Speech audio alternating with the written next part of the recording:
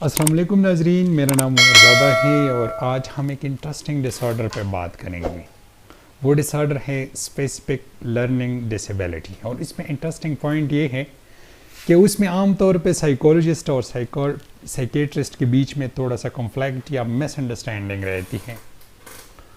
وہ یہ ہے کہ عام طور پہ آئی سی ڈی میں سائیکیٹرسٹ نے جتنی بھی ڈس آرڈر پڑھی ہے وہ لرننگ ڈسیبلٹی اور انٹلیکچوئل ڈسیبلٹی کو میچ کر رہے کہ یہ ایک چیز ہے۔ عام طور پہ انٹلیکچوئل ڈسیبل پیشنٹ کے سامنے لکھ دیتے ایل ڈی یعنی لرننگ ڈسیبل پیشنٹ، لیکن ڈی ایس ایم یعنی diagnostic and statistical manual of mental dish order میں عام طور پہ یہ اسپیسیفک لرننگ ڈسیبلٹی ایک خاص ایکیڈیمک ایشو کو ایڈریس کیا ہے۔ اس میں یہ ہے کہ بچے کی صرف اور صرف انٹلیکچوئل پرابلم میں مسئلہ ہو تو ہم اس کو آئی ڈی یعنی انٹلیکچوئل ڈسیبلٹی میں فال کریں گے، اور جب بھی اس کی ایکیڈیمک حوالے سے ایشو ہو تو ہم پھر اس کو اسپیسیفک لرننگ ڈسیبلٹی میں ڈال دیں گے۔ لیکن اس کی کرائیٹیریا آج ہم اسٹڈی کریں گے، پھر کسی جا کر ہم ایتیولوجی اور اس کی ٹریٹمنٹ پہ، لیکن آج ہم ڈی ایس ایم سے اس کی صرف اور صرف کرائیٹیریا اسٹڈی کریں گے۔ تو ڈی ایس ایم کے مطابق اسپیسیفک لرننگ ڈسیبلٹی کی جو کرائیٹیریا ہے وہ یہ ہے کہ صرف اور صرف ایکیڈیمک ایشو ہونا چاہیے، ایک بچے کی صرف اور صرف ایکیڈیمک اسکل کو افیکٹ ہونا چاہیے۔ اب ایکیڈیمک اسکل کیا ہے؟ وہ صرف اور صرف اس کی لرننگ سے ریلیٹڈ ہو۔ لرننگ مطلب وہ جب اسکول جاتا ہے اور وہ ہوم ورک کرتا ہے اسکول کی، وہ ڈرائنگ کرتا ہے، وہ ٹیکسٹ کے ہو یا میتھمیٹکس کے ہو، جتنا بھی یہ اسکول اور اکیڈمی سے ریلیٹڈ جو ایکٹیویٹیز ہے اس کو ہم ایکیڈیمک اسکلز کہتے ہیں۔ تو بچے کی صرف اور صرف ایکیڈیمک اسکل اس میں متاثر ہوتے ہیں۔ اب یہ ایکیڈیمک اسکل میں کچھ 5-6 نکات ہیں، ان 5-6 نکات میں سے ایک 6 مہینے تک اگر مسلسل ایک بچے میں رہے تو پھر ہم اس کو اس کے ڈائگنوسس اسپیسیفک لرننگ ڈسیبلٹی میں کر سکتے ہیں۔ اب یہ 6 نکات کون سے ہیں؟ سب سے پہلی جو بات ہے وہ یہ ہے کہ وہ ورڈز کو ریڈ نہیں کر سکتی۔ اگر اس کے سامنے کوئی پیج پہ ورڈ لکھا ہوا ہے تو اچھی طرح اس کو ریڈ نہیں کر سکتی۔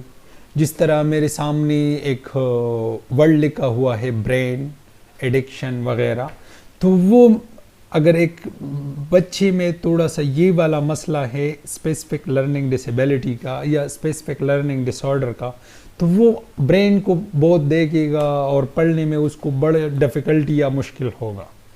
دوسری بات یہ ہے کہ اس میں انڈرسٹینڈنگ کا مسئلہ ہوتا ہے کہ یار میں نے اس لفظ کو دیکھا کہ وہ برین ہے، میں نے انڈرسٹینڈ کیا کہ اس کا کیا مطلب ہے، برین باڈی کی کون سے پارٹ کو کہتے ہیں، اس کا فنکشن کیا ہے، وہ کہاں پہ لوکیٹڈ ہے باڈی میں، تو وہ مجھے یہ ساری چیزیں میں نے انڈرسٹینڈ کیا۔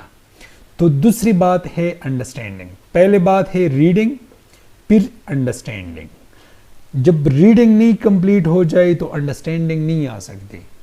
ٹھیک ہے، آپ لوگوں نے اس کو سمجھنا چاہیے، پہلا ریڈنگ میں مسئلہ ہوتا ہے، دوسرا اس کو انڈرسٹینڈنگ میں مسئلہ ہوتا ہے۔ تیسری بات یہ ہے کہ اسپیلنگ ڈیفیکلٹیز آتے ہیں کہ برین اس کو یار اس کے اسپیلنگ میں تھوڑا مسئلہ ہے، اور وہ تھوڑا یہ اس میں جو الفابیٹس ہے نا اس کو تھوڑا ڈفرینشیٹ کرنا اور اس سے ایک پورا ورڈ بنانا اور وہ اپنے دماغ میں اس کا ایک اسکیچ بنانا اور اس کو معنی دینا اور اس سے مطلب نکالنا، یہ والا پروسیس اس کی مشکل ہوتا ہے، امپیرڈ ہوتا ہے۔ پہلے بات ریڈنگ، دوسرا انڈرسٹینڈنگ، تیسرا اس کی اسپیلنگ میں مسئلہ ہوتا ہے۔ فورتھ نمبر پہ یہ ہے کہ ریٹن ایکسپریشن میں اس کو مسئلہ ہوتا ہے۔ ریٹن ایکسپریشن کیا ہے؟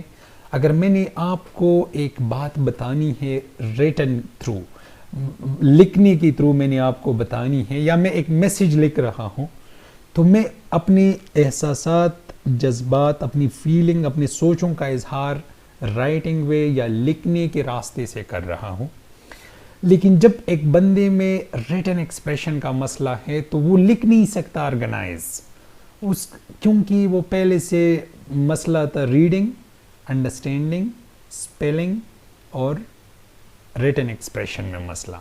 5 نمبر پہ جو مسئلہ ہے وہ یہ ہے کہ ایک ورڈ سے سینس نہیں نکال سکتا، اور پھر اس میں یہ ہے کہ کیلکولیشن نہیں کر سکتا۔ اگر میں جلدی ایک بچے کو کہہ دوں جو اسپیسیفک لرننگ ڈس آرڈر کا شکار ہے کہ 9 سے 7 کاٹ لے تو کتنا بچتا ہے، یا 9 سے 7 نکال لے تو کتنا بچے گا، تو تھوڑا سوچے گا کہ وہ کتنے، کبھی انگلیوں سے اس کو شمار کرے گا، تو اس کا اتنا وہ سینس نہیں ڈیولپ کہ وہ انڈرسٹینڈ کرے کہ نمبر کی کیلکولیشن اور یہ چیزیں۔ 8 نمبر پہ یہ ہے کہ اس کو میتھمیٹیکل کیلکولیشن میں مسئلہ ہوگا۔ میتھمیٹکس میں مختلف قسم کے ایک کنسیپٹس ہوتے ہیں، اس کنسیپٹ کو کہ مائنس، پلس، تقسیم، ضرب وغیرہ، یہ والا چیزیں کیسے ہوتے ہیں، ٹھیک ہے، تو اس میں مسئلہ ہوتا ہے۔ اور یہ مسئلہ آپ لوگوں کو میں نے بتایا تھا کہ یہ ایکیڈیمک اسکل کا مسئلہ ہے، تو وہ فیورلی افیکٹ کر رہا ہے ایکیڈیمک اسکل، ٹھیک ہے۔ جب ایکیڈیمک اسکل افیکٹ کر رہے تو بندے کو اسکول ٹائم میں یا لرننگ پروسیس میں اس کو مسئلہ ہوتا ہے۔ بچے میں جو مسئلہ ہوتا ہے وہ اسکول کے ٹائم میں لرننگ پروسیس میں مسئلہ ہوتا ہے۔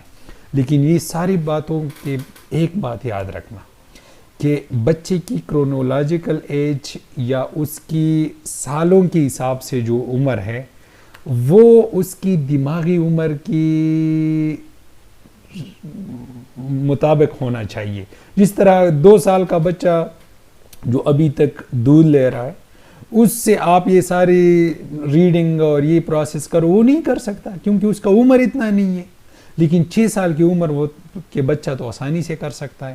جب 6 سال کی عمر کے بچے کو سارے انوائرمنٹ پہلے سے ٹھیک ملا ہے، اس کو ایکیڈیمک کے حوالے سے، اسکولنگ کے حوالے سے، لرننگ پروسیس اس کا ویل ڈیولپ ہے، اس کے باوجود وہ reading, understanding, spelling mistake, arithmetic calculation, sense اور یہ چیزیں نکالنا اور یہ پروسیس میں انوالو ہونے میں تھوڑا اس کو دقت ہوتا ہے، اور اس کی وجہ سے اس کی ایکیڈیمک اسکیل افیکٹ ہوتا ہے، تب ہم کہہ سکتے ہیں کہ اس بچے میں اسپیسیفک لرننگ ڈس آرڈر ہے۔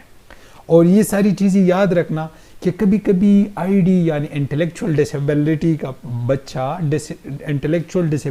بچہ وہ کبھی کبھی ان چیزوں میں فیل ہو جاتا ہے، اتنا نہیں کر سکتا، تو اس کا مطلب یہ نہیں ہے کہ وہ اسپیسیفک لرننگ ڈسیبلٹی کا شکار ہے، وہ انٹلیکچوئل ڈسیبلٹی کا شکار ہے۔ اسپیسیفک لرننگ ڈسیبلٹی میں صرف ایکیڈیمک یا اسکول کے حوالے سے کام متاثر ہے، لیکن انٹلیکچوئل ڈسیبلٹی میں پورا اس کی ساری فنکشنل ایریا خراب ہو جاتی ہے، اور اس کی 3 چیزیں ہیں، ایک اس کی سارا انٹلیکچوئل پروسیس میں ڈیفیسٹ ہوگا، دوسرا اس کی ایڈاپٹیو فنکشننگ میں ڈیفیسٹ ہوگا، تیسرا وہ ہے ڈیولپمنٹل، ارلی ڈیولپمنٹل سٹیج سے، اس میں ملٹی ایریاز خراب ہو جاتے ہیں، ریزننگ، پلاننگ، ڈیسیژن اور یہ ساری چیزیں، پھر اس طرح بیہیویئر نہیں کر سکتا جس طرح اس کو appropriate behaviour according to the environment ہونا چاہیے، تو تب وہ بچہ ہم انٹلیکچوئل ڈسیبلٹی میں ڈالتے ہیں، لیکن جب اسپیسیفک ایکیڈیمک حوالے سے پرابلم ہو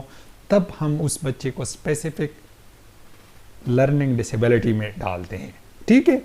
تو انشاءاللہ نیکسٹ ویڈیو میں ہم موٹر ڈس آرڈر کے بارے میں بات کریں گے کہ موٹر ڈس آرڈر کیا ہے اور موٹر ڈس آرڈر کی کتنا کرائیٹیریا ہے، کیسی کرائیٹیریا ہے اور اس میں کون سے ڈس آرڈر آتے ہیں۔ تب تک آپ لوگوں نے ہمارے چینل کو سبسکرائب کرنا ہے، بیل کا بٹن دبانا ہے تاکہ آپ لوگ ہماری نیو ویڈیو سے اویئر رہیں۔ تب تک آپ لوگوں خدا حافظ۔